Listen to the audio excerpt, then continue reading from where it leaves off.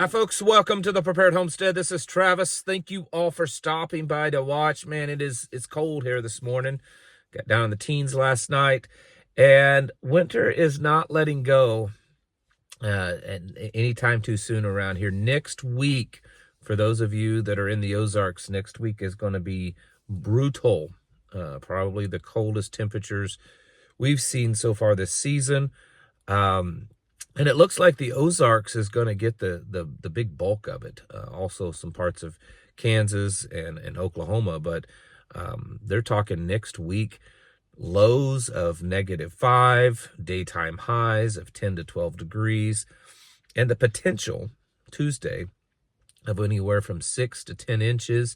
Some areas of the Ozarks, or they're even calling for over 12 inches of snow.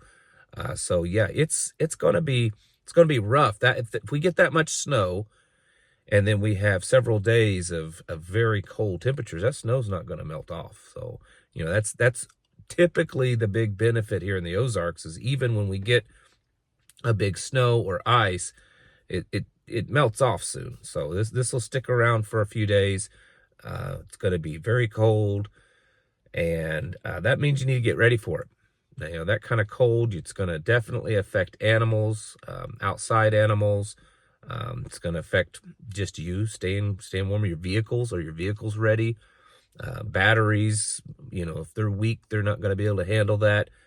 Coolant in them, all that kind of stuff. If you burn wood, make sure you have enough on hand, because you're going to go through a lot more wood than normal just to keep your house warm. So, be ready for that, folks. Your vehicles. Do you have a little kit in your vehicles? Do you keep some blankets and some gloves and all that kind of stuff? Because that kind of temperatures, that's hard on vehicles, any vehicle, when you get down below zero. So especially for those of you in the Midwest and the Ozarks, be getting ready, because it's looking, in fact, it's like every day. And in the last few days, each day the forecast is worsening, not getting better. So definitely looks like that we've got some pretty gnarly stuff coming in. Overnight, apparently a Russian attack drone struck the roof of a building at Chernobyl. They're saying that there's no significant damage. Radiation levels have not changed. But it's interesting with all the potential peace talks that has happened, and that's been a big deal during this whole conflict over there with Ukraine and Russia, is attacking Chernobyl, because that's kind of hands off that place, and obviously because of the risk there, with potential of a nuclear disaster, radiological disaster there. So we'll see if that has any effect. There's also been in the last few days some complaints by other NATO nations, Romania and stuff, saying that Russia's been flying drones just barely into their airspace. I know that what is happening with Trump involved in the peace talks, it looks like things are going really good, and it's possible that's how they're going to end up.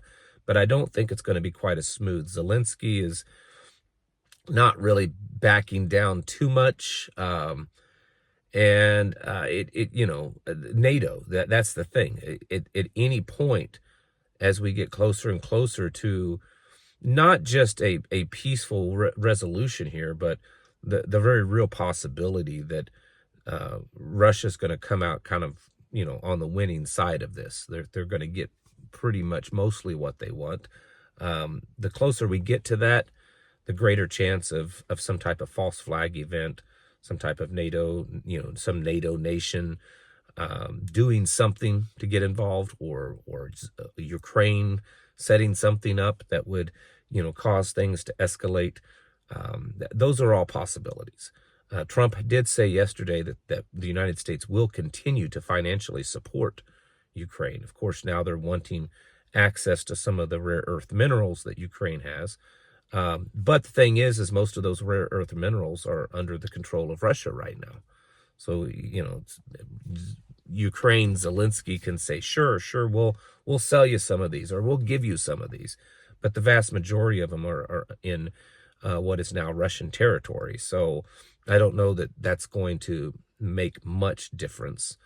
But we'll see. We'll see how that happens. I mean, things are, we were told that the war would end within 24 hours of him taking office, and that hasn't happened. But a lot has happened, and at least he's got conversation going on.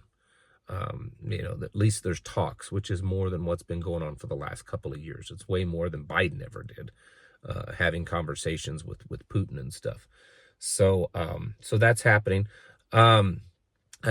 Still a lot of stuff going on. I mean, a lot of talk now of investigating the IRS. I guess Elon Musk, his team, the Doge team, is now inside the IRS building and has the blessings of Donald Trump. So they're doing that. And then there's also talk of them doing the same thing, an audit within the Pentagon. So now remember the last time, the last big publicized audit. I mean, there's like one every year, but the last big publicized audit that discovered that the Pentagon was, missing trillions of dollars was, like the day before 9/11. So I don't know, that may not have anything to do with it, but I just thought I'd point that out. It's also being reported in the news that 75,000 federal employees have accepted Donald Trump's buyout. That's about 3%, I think, if I did my math correctly, about 3% of the workforce of the federal employees. And there's probably going to be more. I mean, there's been thousands of been just completely terminated. They're pushing back, and right now we're teetering on a potential constitutional crisis because all of this cutbacks that Donald Trump is doing appears, I mean, for the layperson, it appears to be constitutional and legal for him to do so. But there are judges all over the country that are making rulings trying to stop it. A lot of the people that have been terminated are now suing the U.S. government. They're suing, Elon Musk and Doge and or whatever it is because of them getting terminated. So the battle isn't over. It doesn't mean that that they're going to win, but they can definitely try to drag this out. And like I said, being a constitutional issue, I mean, these areas that Donald Trump are terminating and cutting back greatly fall under the executive branch.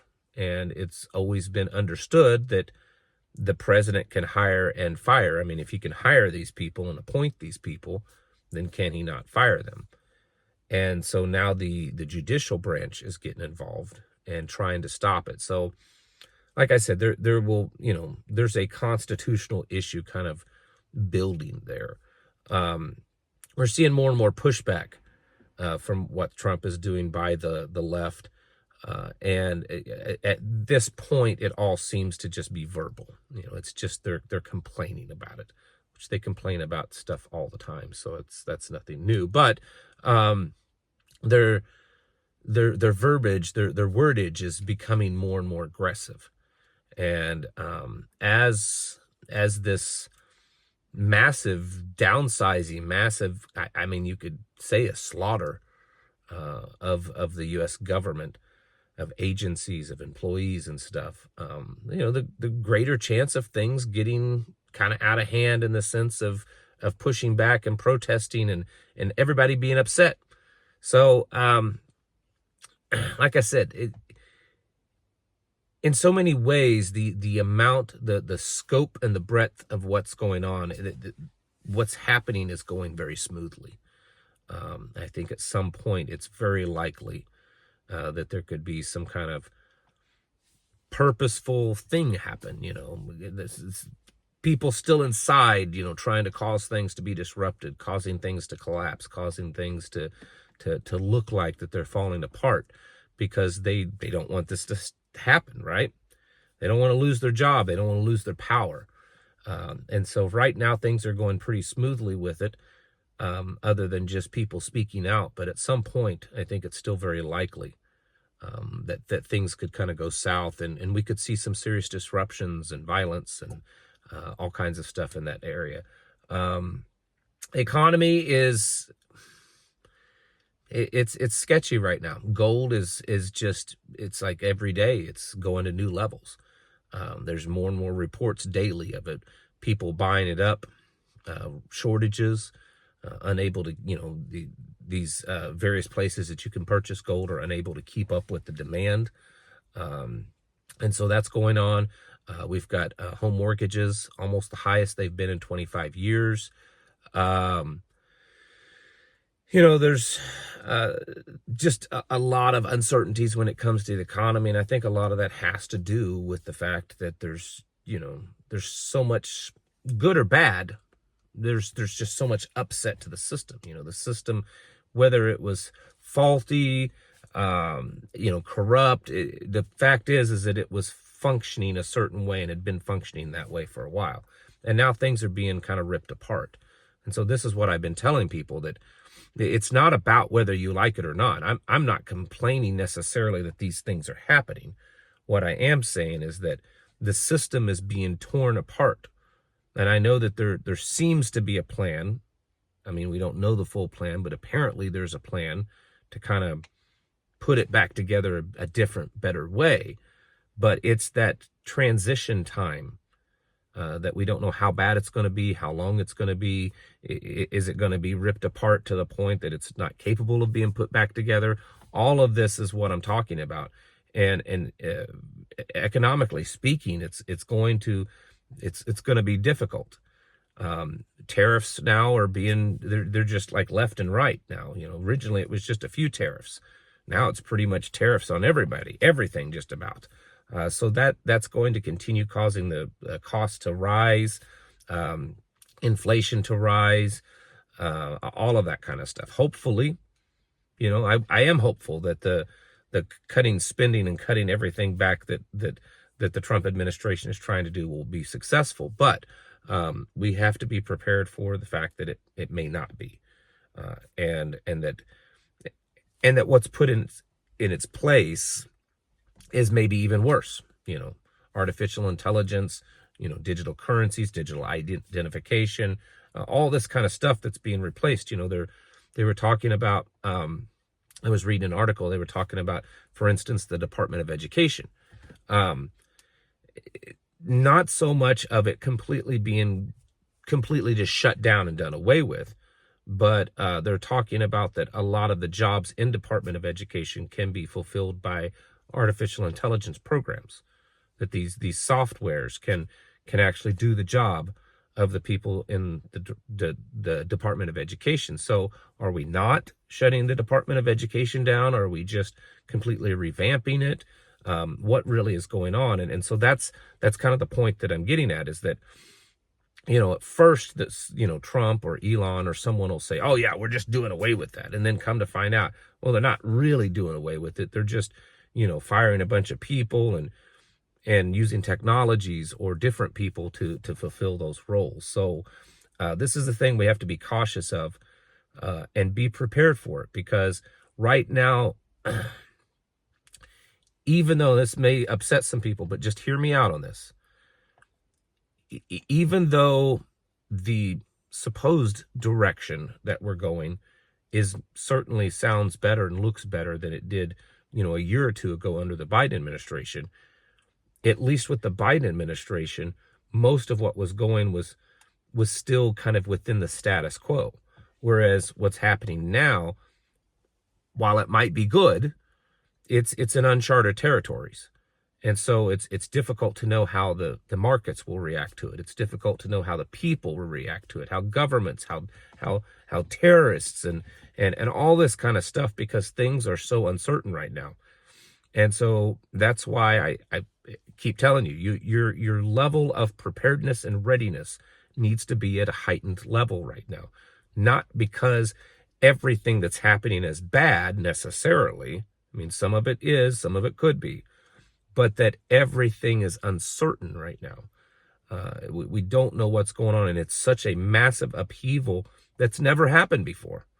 And because it's never happened, there's nothing to really base it off of. And so we need to be ready just in case things turn out actually bad instead of better. And so that's why you need to continually be preparing, getting your houses in order. I mean, it just should be a regular thing for you. Getting yourself ready mentally, physically, and especially spiritually. Folks, thanks for watching today.